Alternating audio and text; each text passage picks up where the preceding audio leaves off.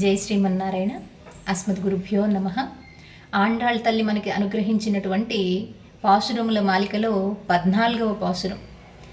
ఒకసారి అమ్మవారిని స్మరించుకుంటూ అంత వైభవంగా తను చేసినటువంటి శ్రీవ్రతాన్ని మనకి అందించి ఈ జీవులందరినీ కూడా ఉజ్జీవింపతలిచింది. కాబట్టే ఆనాడు ద్వాపరయుగంలో గోపికలు చేసినటువంటి వ్రతాన్ని కలుయుగంలో తాను కూడా ఒక గోపికగా మారి భావన చెంది గోదా గోపిక ఆచరించినటువంటి తిరుప్పావై శ్రీవ్రతం, ధనుర్మాస వ్రతం మనకి కూడా పాసురములలో ఇమిడ్చి వేదసారాన్నంతా, ఉపనిషత్ సారాన్నంతా కూడా కలగలిపి మనకి అందిస్తూ ఉంది.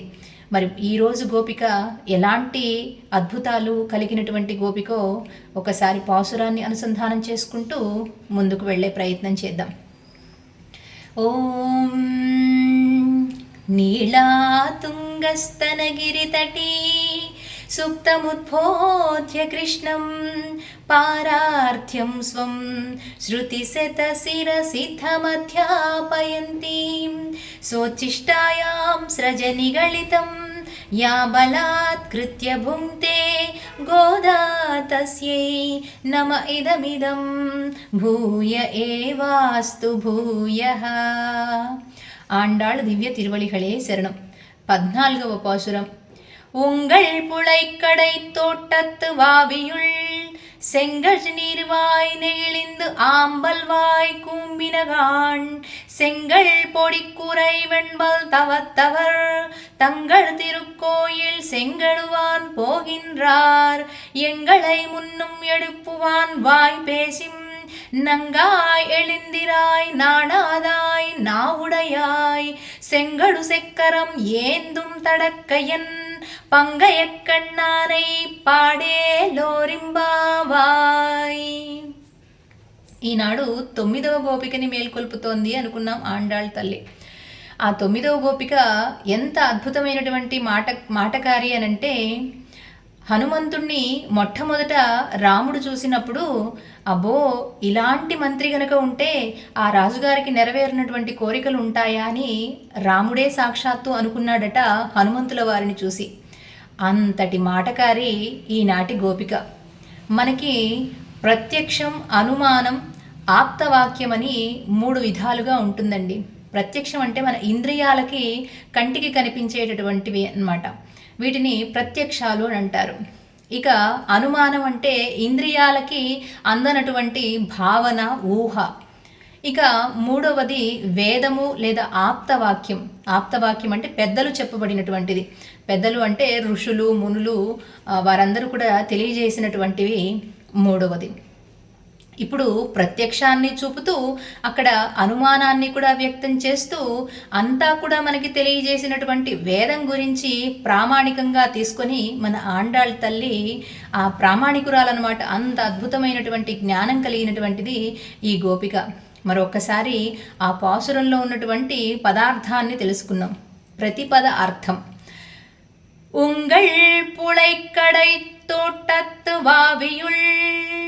ఉంగళ్ మీ యొక్క ఇంటి ముందులో ఉన్నటువంటి, మీ యొక్క భవనం దగ్గర ఉన్నటువంటి, ఉద్యానవనంలో ఉన్నటువంటి వావియుల్ నది దగ్గరికి వచ్చాము. అక్కడ ఉన్నటువంటి దిగుడు బావి దగ్గర ఉన్నాం మేము. ఆ బావిలో చక్కగా ఎర్ర కలువలేమో వికసిస్తున్నాయిట, నల్ల కలువలేమో ముకుళించుకుపోతున్నాయిట. ఉంగళ్ పుళైక్కడై తోటత్తు వావియుల్. మీ యొక్క తోటలో, మీ యొక్క ఉద్యానవనంలో, మీ యొక్క బావి దగ్గర మేము చూస్తూ ఉన్నాం. ఆ ఎర్ర కలువలు వికసిస్తూ ఉన్నాయి అంటున్నారు. పుళైక్కడై తోటత్తు వావియుల్ செங்கல் நீர்வாய் நெகிழிந்து ఆంబల్వాయ్ కూంబినగాన్. ఆంబల్వాయ్ కూంబినగాన్.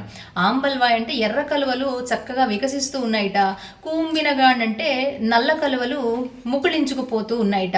అంటే ఈ గోపిక అంటోందిట, అదేమీ లేదర్రా, నా కోసం మీరు ఆనందంతో ముఖాలంతా ఇలా వెలిగిపోతూ వచ్చారు కాబట్టి అది తెల్లవారింది అనుకున్నారు. తెల్లవారటంతో ఆ సూర్యోదయం అయ్యింది అనుకొని కలువలు వికసిస్తున్నాయి అని అనుకుంటున్నారు.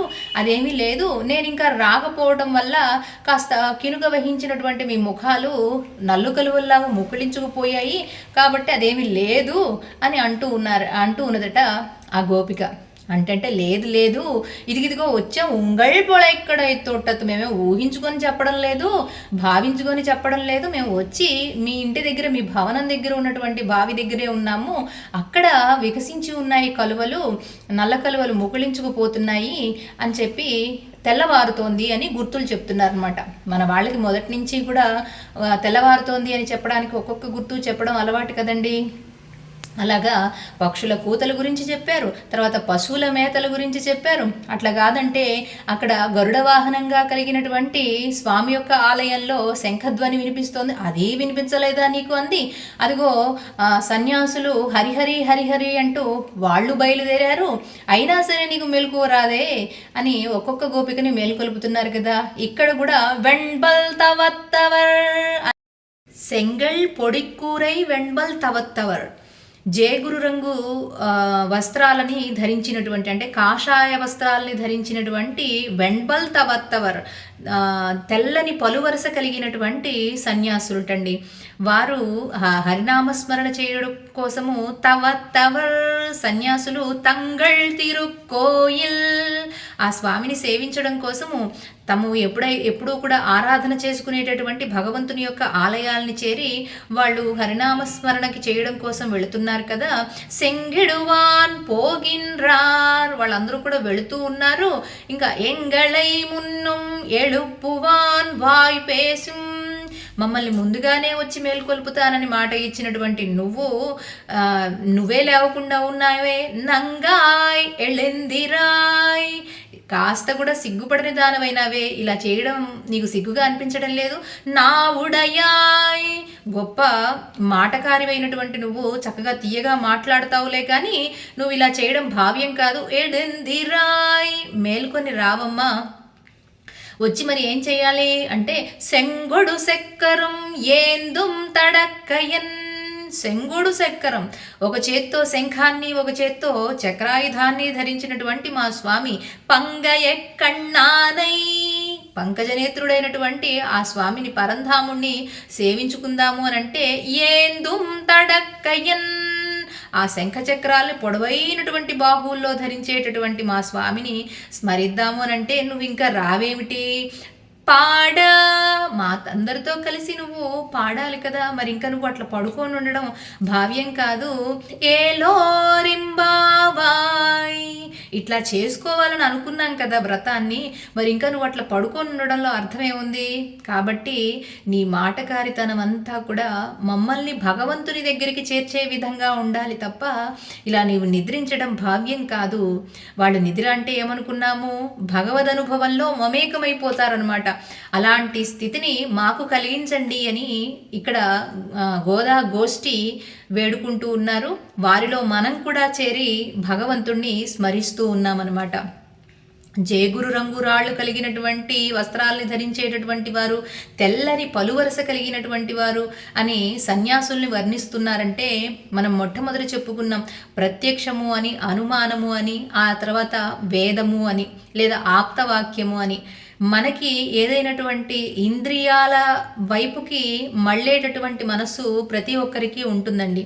ఆ ఇంద్రియాల మీద కలిగేటటువంటి రాగము కలిగినటువంటి, రాగం అంటే ప్రేమ, ఇంద్రియాల మీద ప్రేమ, ఇంద్రియాలు చూపించేటటువంటి వాటి మీద ప్రేమ, అలాంటి మనస్సుని ఒక రాయితో పోలుస్తారు. ఆ రాయిని అరగదీసి భగవత్ ప్రేమ అనేటటువంటి దానికి జోడించి ధరించడం అన్నమాట. ఇక్కడ సన్యాసులు ధరించేటటువంటి కాషాయ వస్త్రాలు ఏమిటి అనంటే ఇతర విషయముల పట్ల వాళ్ళకి ఎటువంటి రాగము ఉండదు, ఎటువంటి ప్రేమ ఉండదు. ఇంద్రియాలకి అతీతంగా ఉండి వాళ్ళు భగవత్పరం చేసినటువంటి శక్తిని కలిగి ఉంటారో, ఈ ఇంద్రియాలన్నీ కూడా భగవత్పరం చేసి ఉంటారో. మనకి భగవద్గీతలో కృష్ణ పరమాత్మ కూడా చెప్తాడు కదండి, ఈ ఆత్మ ధరించినటువంటి వస్త్రమే ఈ శరీరము అని. అలాగే ఆ వస్త్రాల్ని ధరించి ఉన్నారు వాళ్ళు. అంటే మిగిలినటువంటి విషయాల పట్ల వాళ్ళకి ఎటువంటి రాగము ఉండదు. అట్లాంటి కాషాయ వస్త్రాల్ని ధరించినటువంటి సన్యాసులు ఇంకా తెల్లని పలువరస కలిగినటువంటి వారు అనంటే వాళ్ళు చేసేటటువంటి ప్రతి విషయాలు కూడా స్వచ్ఛంగా శుద్ధంగా ఉంటాయి. వాళ్ళు సేవించేటటువంటి ఆహారం శుద్ధంగా ఉంటుంది. వాళ్ళు మాట్లాడేటటువంటి వాక్కు శుద్ధంగా ఉంటుంది. ఇవన్నీ ఎట్లా వస్తాయి అంటే వారు సేవించేటటువంటి ఆహారం ద్వారా. మనం కూడా ఈ జీవితం అనేటటువంటి ప్రయాణంలో అమృతమైనటువంటి ఆహారాన్ని సేవించాలి. ఇప్పుడు మనం అనుకుంటున్నట్లుగా ఏవో మసాలాలు బాగా నూరి అందులో రుచికరంగా ఉప్పులు కారాలు బాగా దట్టించినటువంటి ఆహారాన్ని మనం ఎక్కువగా సేవించామనుకోండి, మనలో రజోగుణము తమో గుణము పెచ్చుమీరిపోతాయి. అందువల్ల అట్లాంటి విషయాలకు కాస్త దూరంగా ఉన్నప్పుడే ఈ మనసు సాత్వికంగా ఆలోచించడం మొదలు పెడుతుంది. రాక్షస ప్రవృత్తికి దైవిక ప్రవృత్తికి ఉన్నటువంటి ముఖ్యమైనటువంటి తేడా ఏమిటి?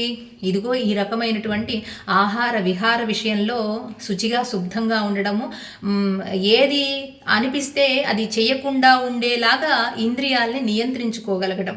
అలా ఉండేటటువంటి వాళ్ళు కాషాయ వస్త్రాల్ని ధరించినటువంటి సన్యాసులు, తెల్లని పలువరస కలిగినటువంటి వారు. మరి అట్లాంటి స్థితిని శక్తిని వారు కలిగి ఉన్నప్పుడు కాస్త వారితో మనం సహవాసం చేస్తూ ఉంటే, వారు మన ముందు ఉండి నడిపిస్తూ ఉంటే మనకింకా ఎంత అద్భుతమైనటువంటి స్థితిని పొందగలుగుతాము.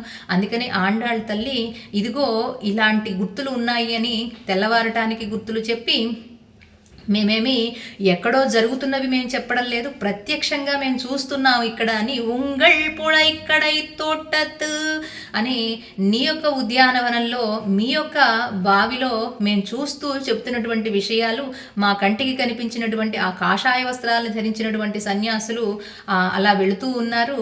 తంగళ్ తిరుక్కోయిల్ అంటూ స్వామిని సేవించుకోవడం కోసము ఆలయ ప్రదక్షిణ చేస్తూ ఉన్నారు వాళ్ళు అని ఈనాటి గోపిక ఎంత వాక్పటిమ కలదో అంతటి వాక్పటిమతో వీళ్ళందరినీ కూడా ఆ భగవత్పరం చేస్తుంది, భగవంతునికి వీళ్ళ గురించి తెలియజేస్తుంది అని ఈ గోపికని మేల్కొల్పుతూ మన ఆండాళ్ తల్లి రేపటి రోజున ఆఖరి గోపికను మేల్కొల్పుతారు. ఒక విచిత్రమైనటువంటి వాతావరణం అదంతా.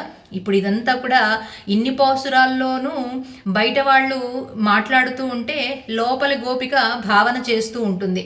ప్రత్యక్షంగా మాట్లాడుకోవడం అనేది ఏదీ ఉండదు.